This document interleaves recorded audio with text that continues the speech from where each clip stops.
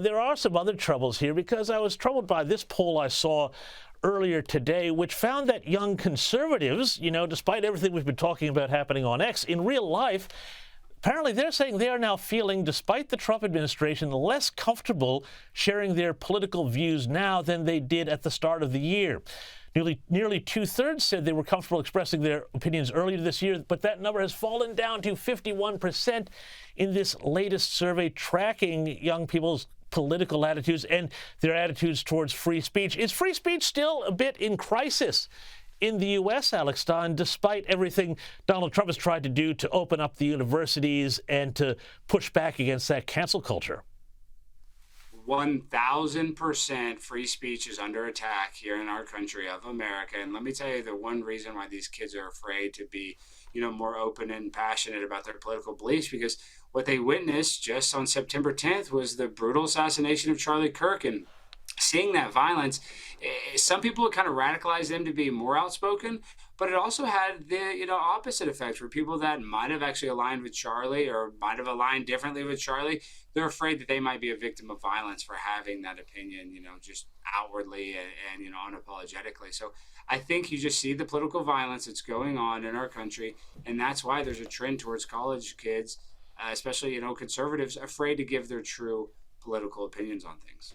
It's a real shame, isn't it? Despite, as you say, everything that Donald Trump has tried to do to fight some of this here. And we're still seeing things that look like, we're back in the era of the Biden administration, too. I want you to have a look at this here.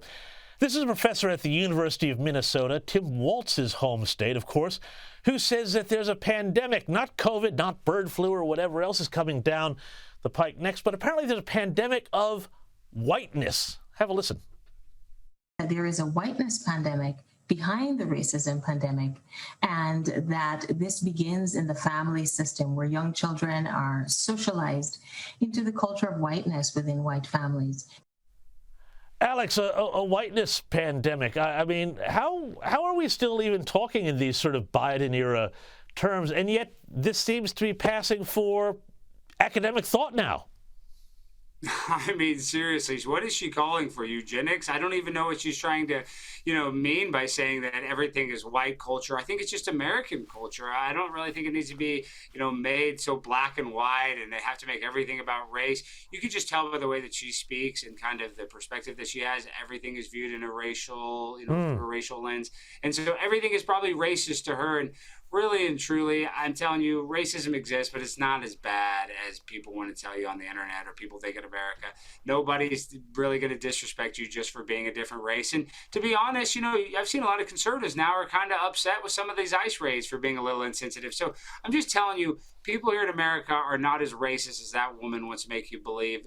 And that's the problem with our academia. All these college campuses, all they do, they don't teach kids how to be anything but victims. Well, I think we know where the racism really exists in clips like that, hey, Alex, but, also, let's have a little bit of fun here. There was a story, I love this here. Competitive bodybuilder Jamie Booker, well, she was stripped of her world championship title after it was discovered. Guess what? She was actually born a male. We knew where this story was going, and yet I kind of feel like South Park predicted this a little while ago. Have a look at this.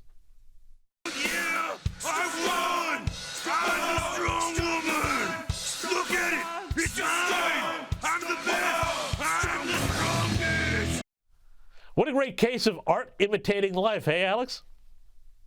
I mean, really, the Simpsons were always famous for predicting things, but now South Park is the one predicting everything.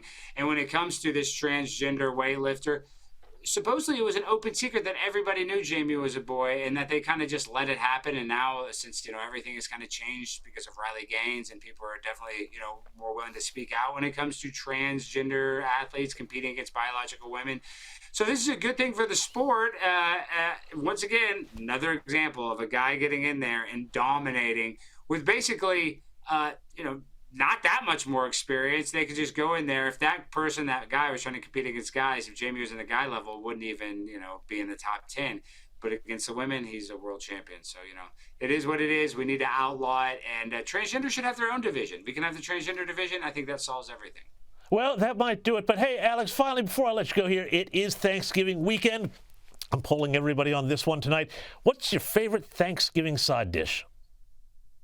Well, I've already had a bunch of it, but people are gonna make fun of me. I love the canned jelly. You know, the jelly Thank that comes you. in the can of cranberry. It's so good. I put that on everything, on my rolls, on the stuffing. I mean, it just adds the sweetness and the savory and a little bit of spice. So good. You're speaking my language, and I love even the little ridges on it when it comes slorking out of the can. Alex Stein, thanks so much. Enjoy your Thanksgiving weekend, and thanks for coming on the U.S. Report.